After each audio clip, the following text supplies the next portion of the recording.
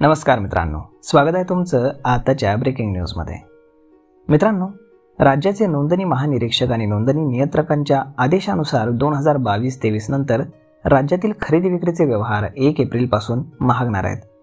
महापालिका क्षेत्रामध्ये मुंबई वगळता रेडी रेकनर दरामध्ये सरासरी 5.95% वाढ झालेली आहे, तर ग्रामीण भागामध्ये 3.36% रेडी रेकनर दर वाढणार आहेत।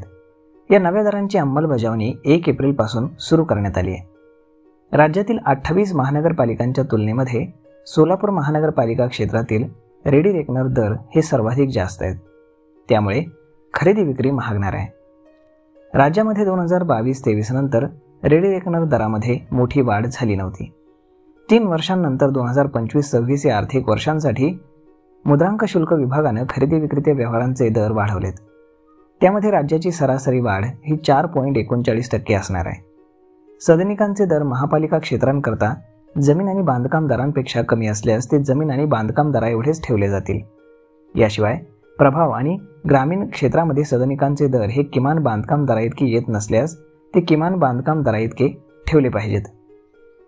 पूर्वी खरेदी विक्रीच्या व्यवहारासाठी सध्या 100 रुपये खर्च येत असेल, तर आता वाढीव दरानुसार 1 एप्रिलपासून 4 रुपये त्यासाठी अधिक मोजावे लागणार आहेत। मुद्रांक शुल्क विभागाला 2024-25 या आर्थिक वर्षामध्ये सुरुवातीला 50,000 कोटी रुपयांच्या उत्पन्नाचं उद्दिष्ट होतं, पण त्यामध्ये 5,000 कोटींची वाढ करण्यात आली आहे। तरी देखील राज्यातील खरेदी विक्रीच्या 29 लाख व्यवहारांमधून तब्बल 57,442 कोटी रुपयांचा मुद्रांक शुल्क सरकारला मिळाला आहे। आजवर ही उच्चांकी मुद्रांक शुल्कापोटी जमा झालेली रक्कम आहे। तर मग मित्रांनो, अशा पद्धतीनं आता रेडी रेकनर दरांमध्ये वाढ करण्यात आलेली आहे। त्यामुळे आता जर तुम्ही घर खरेदी विक्री करत असाल किंवा जमीन खरेदी करत असाल किंवा विक्री करत असाल, तर स्टॅम्प ड्युटी तुम्हाला अधिक भरावी लागणार आहे। तर मग मित्रांनो, हा व्हिडिओ, ही माहिती, सरकारने घेतलेला हा निर्णय हा तुम्हाला कसा वाटला हे तुम्ही आम्हाला कमेंट करून नक्कीच सांगा। आणि जर तुम्हाला आवडला असेल तर आपल्या जवळच्या मित्रमंडळींसोबत देखील हा व्हिडिओ तुम्ही शेअर करायला विसरू नका। धन्यवाद।